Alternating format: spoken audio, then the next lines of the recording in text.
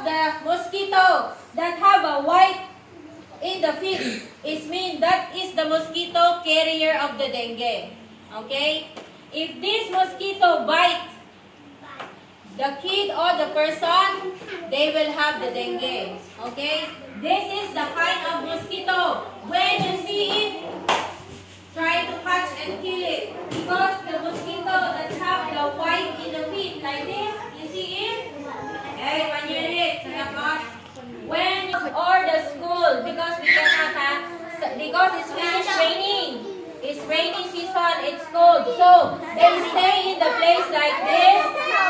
Okay, says, okay? If you have this place, try to cover with the soil with your mom and dad, okay? So they will not leave. They lay the egg here.